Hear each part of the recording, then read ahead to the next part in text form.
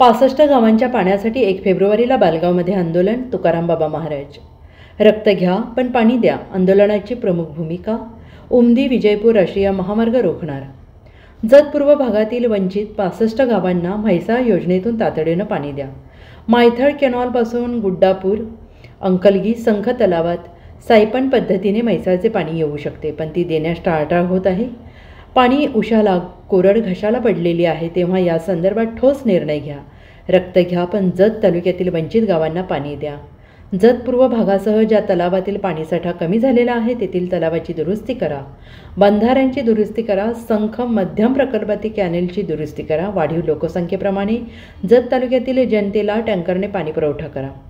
जनावरांच्या चाऱ्याची व्यवस्था करा. दुष्काळ निवारण उपाययोजना तातडीनं करा. या प्रमुख मागण्यांसाठी अंकलगी नंतर बालगाव येथे येत्या 1 फेब्रुवारी रोजी सकाळी 10 वाजता आंदोलन करण्यात येणार असल्याची माहिती चिखलगी भुयार मठाचे मठाधिपती श्री संत बागडेबाबा मानवमित्र संघटनेचे सर्वेसर्वा श्री संत बागडेबाबा पाणी संघर्ष समितीचे प्रणेते तुकाराम बाबा महाराज यांनी पत्रकार परिषदेत बोलताना दिली. आंदोलनाचा एक भाग म्हणून रक्त घ्या पण पाणी द्या ही मागणी करत आंदोलनकर्ते आंदोलनस्थळीच रक्तदान करणार आहेत.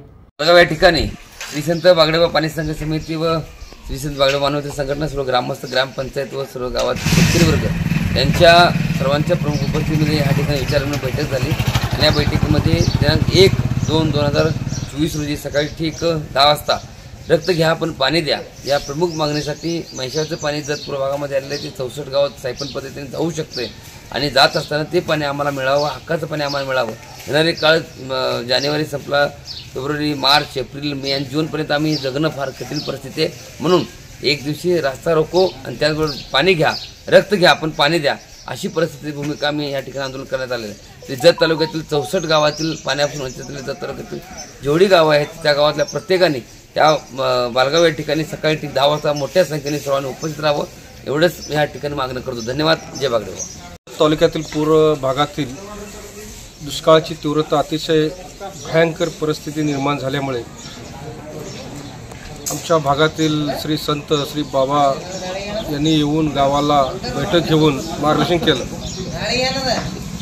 आम्ही सर्व ग्रामस्थ त्यांच्या नेतृत्वामध्ये दिनांक 1 फेब्रुवारी रोजी बालगाव या ठिकाणी ग्रामपंचायत कार्यालयासमोर लाक्षणिक उपोषण आम्ही आयोजित केलेलं आहे. त्यानंतर रक्त घ्या पण आम्हाला पाणी द्या असं एक 9 युवकांनी संकल्प केलेला आहे. आणि रस्ता क्रमांक बालगावचा हाही आम्ही राष्ट्रीय महामार्ग रोखून धरणार आहोत. Bureau report, SBN Marathi Jat.